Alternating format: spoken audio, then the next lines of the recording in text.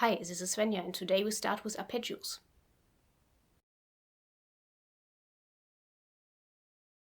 In this video you learn how to play arpeggios on the higher strings. Especially when you never played arpeggios before or when you're struggling with larger patterns, this can be a good starting point for you. Often you learn patterns over 5 or even over all 6 strings in the beginning.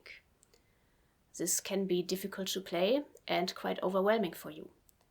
So I think it's better to start on 3 to 4 strings so that you can learn the principle of arpeggios. Arpeggio patterns are different than scale patterns you probably already know since you only play 1 to 2 notes per string. Today you learn pattern beginning from the root, the third and the fifth degree of the chord on the D string. This way you also learn to move around the fretboard and avoid playing in boxes. Therefore you should know how chords are constructed and where you can find the chord tones you need on the fretboard. The A major arpeggio based on the bar chord looks like this.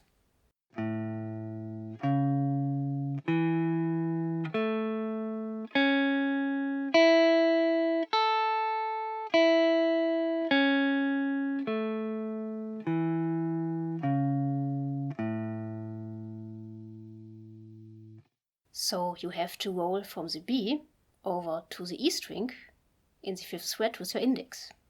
This pattern is really complicated, especially when you're beginning with arpeggios. So we start in the 7th fret of the D string on the root note, and then play the major third in the 11th fret of the D string.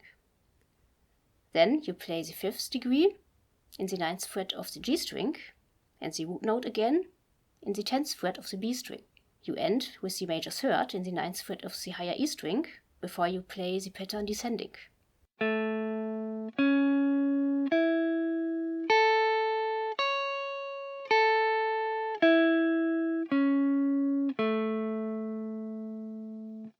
For the A minor arpeggio, you lower the major third 1 semitone, which means you play in the 10th fret instead of the 11th fret on the D string, and in the 8th fret instead of the 9th fret on the higher E string.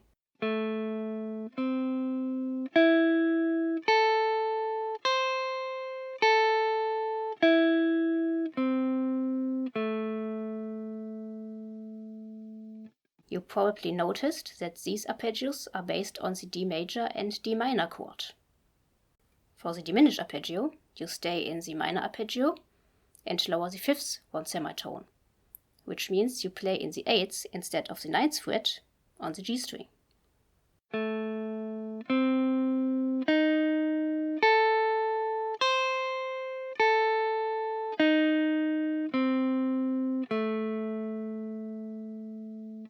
When you want to start this pattern from the third, you begin in the 11th fret of the D string, the 5th in the 9th fret of the G string, and the root note on the B string in the 10th fret stay the same, as well as the major third in the 9th fret of the higher E string.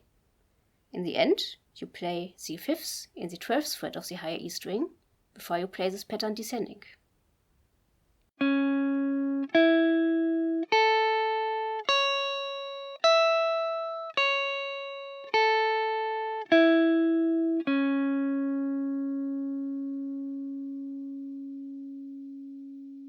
When you want to start the minor arpeggio from the third, you lower the major third 1 semitone and start from the 10th fret instead of the 11th fret of the D string. You play the higher E string in the 8th fret instead of the 9th fret.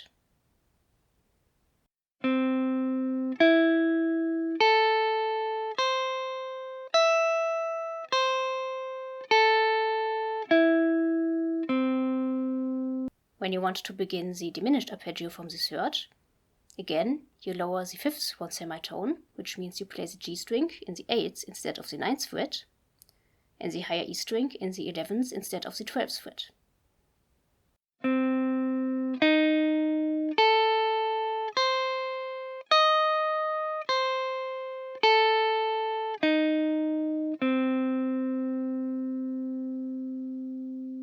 When you want to start the arpeggio from the 5th, you have to roll from one string to another. So you start in the 14th fret, so A minor third higher than from the 11th fret, and also play the G and the B string in the 14th fret. Then you go to the 5th degree in the 17th fret of the B string and roll with your pinky over to the higher E string in the 17th fret, to the root note.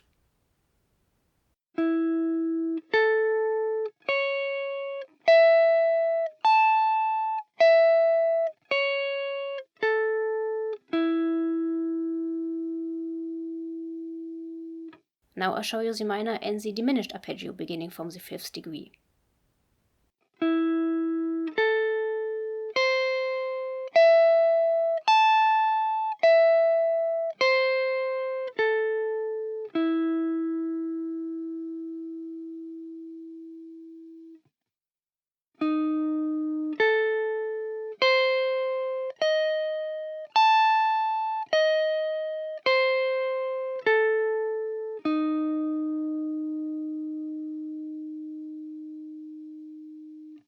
That was it for arpeggios on the higher strings. Practice this pattern and get confident playing them. I will also make a video about arpeggio pattern on the lower strings, so keep your eyes open when you don't want to miss this.